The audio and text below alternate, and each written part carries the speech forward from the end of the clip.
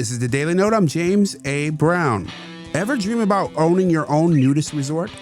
Yeah, me neither. One is for sale in Florida. $2.5 million gets you 59 acres of sun, freedom, and no pants. They're calling it a resort, but it feels much more like an RV lot with optional clothing. Here's our pickleball court.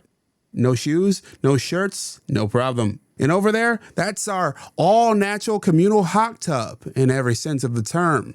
As you can guess, this isn't my scene, but I kind of admire it. No pretense here. Just people being people, tan lines and all.